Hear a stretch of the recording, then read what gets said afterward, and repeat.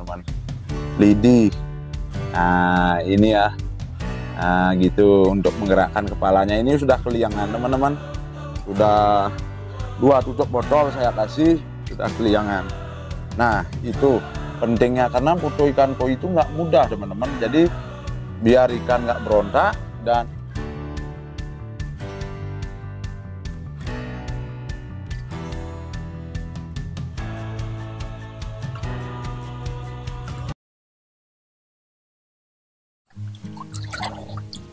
nah ini adalah ikan koi koleksi saya yang memang saya bius hari ini.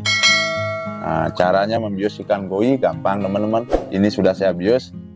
Nah, saya memberikan detol ataupun minyak cengkeh. Idealnya sih pakai obat bius khusus koi yang dari Jepang itu teman-teman, idealnya. Tapi karena memang kesulitan saya nyarinya, saya gunakan detol. Kali ini saya akan bius. Dan bagi teman-teman yang nyari obat bius, nih klik di keranjang kiri bawah ya. Nanti akan saya kasih, harganya cuma 30 ribuan rupiah. Murah kok. Baik detol maupun minyak cengkeh. Saya akan bius dan saya akan bercerita pentingnya kita membius ikan koi. Nah, ada 3 faktor penting ya kenapa kita harus membius ikan koi. Ini. Nah, pertama, pentingnya membius ikan koi ini agar membuat ikan koi ketika diangkat menjadi tenang dan tidak giras. Sehingga kadang-kadang kan insangnya pecah, keluar darah tuh teman-teman. Ketika ikan koi berontak, yang terjadi itu insangnya pecah, keluar darah. Terus dia akan melompat keluar atau dia akan menabrak emer. Sehingga ditakutkan ada koi yang cedera, baik fisiknya ataupun sisik, atau fisik dan sisik teman-teman.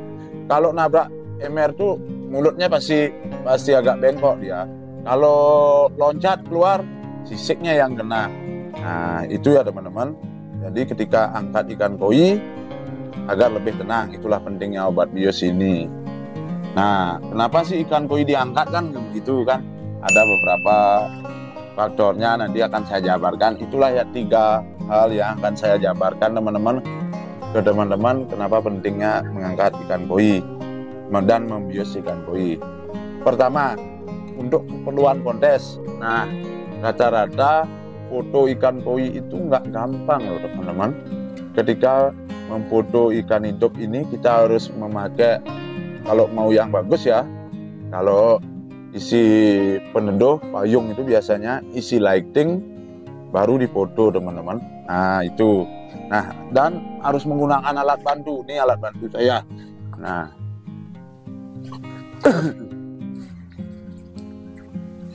saya menggunakan lidi biasanya untuk foto ikan koi. Nah begini teman-teman, lidi. Nah ini ya, nah gitu, untuk menggerakkan kepalanya. Ini sudah keliangan teman-teman, sudah 2 tutup botol saya kasih, sudah keliangan. Nah itu pentingnya, karena foto ikan koi itu nggak mudah teman-teman. Jadi biar ikan nggak berontak dan ikan anteng-anteng seperti ini teman-teman, jadi perlu dibius sedikit. Nah itu yang pertama. Terus faktor yang kedua, kenapa ikan dibius?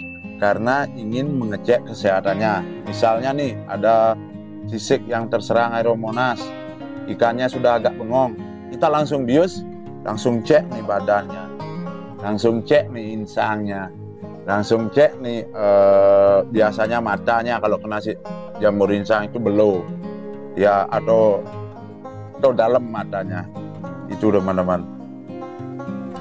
Nah itu ya pentingnya pembiusan, melakukan cek kesehatan ikan. Yang kedua, nah kalau saya ngecek itu ini teman-teman, kesehatan ikannya saya raba-raba, dimana nggak ada sisik kasar ya, saya raba-raba, terus saya lihat kualitasnya begini, sambil senang-senangan juga ya.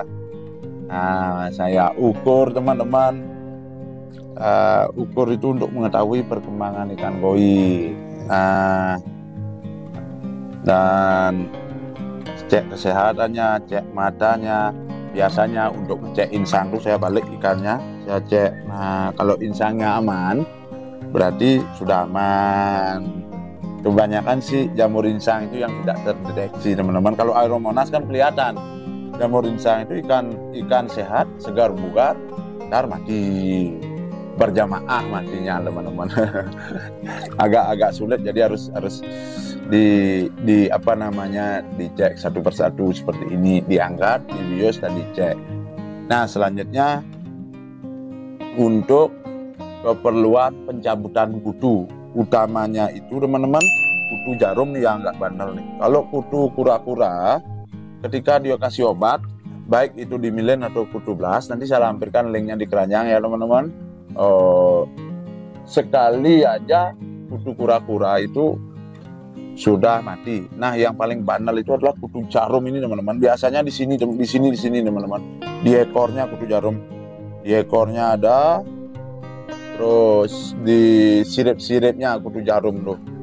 Nah, kalau kutu jarum nggak dicabut, dibiarkan, mungkin ekornya akan geripis itu teman-teman. Saya pernah terjadi itu. Bahkan di tulangnya itu sampai patah ikannya. Karena pas di dekat tulang itu ada kutu. Ketika saya cabut, kok patah ya, tapi tumbuh lagi kok. Kalau sirip ikan koi, ekor masih tumbuh lagi, berani kok motong. Itu.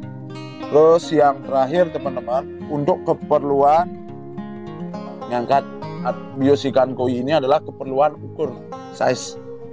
Nah, rata-rata kan ada beberapa case ikan jantan diukur size lompat-lompat tuh teman-teman. Seperti ini nih. Nih pernah lompat nih 2 kali nih lompat nih si kampret nih. Ini 2 kali nih lompat. Kalau enggak saya bios gini mana bisa anteng ini teman-teman, apalagi sambil buat video. Apalagi ngerekam sendiri teman-teman sambil buat video. Nah, rata-rata mereka ngukur size. Nah, karena bak ukur saya di gudang, nah ini teman-teman datanya, ini kan 22 cm saya ukur. Ini 22 cm 44 rata-rata ini. Berarti bisa saya sampulkan ikan ini size-nya 50 sampai 52 kurang lebihnya.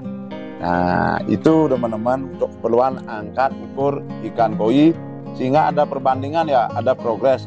Berapa senti ya ikannya membesar, berapa ya besar ikannya, 10 bulan setelah saya rawat, berapa ya size-nya, kan ada penasaran. Nah, semakin hobi itu mengandung penasaran yang tinggi, hobi itu akan semakin lama, langgeng, dan awet teman-teman. Karena apa? Karena semakin penasaran kita tiap hari. Kenapa hobi koi ini awet? Dari zaman Pak Karno udah ada orang hobi koi. Ya karena rasa penasarannya yang tinggi. Nah, kadang-kadang kecil bagus, besar juga nggak bagus.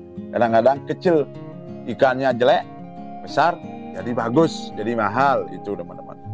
Mungkin hanya itu ya alasan untuk saya angkat ikan koi ini, alasan yang paling urgent.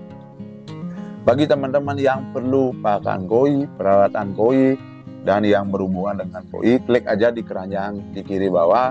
Nanti akan saya taruh showcase-nya yang banyak tentang alat-alat ikan koi dengan harga yang murah, nyaman di kantong. Kalian dapat gratis ongkir, kalian dapat potongan harga yang tentunya tidak memberatkan subscriber saya. Akhir kata saya ucapkan terima kasih, salam buat keluarga. Sampai ketemu di video kami selanjutnya.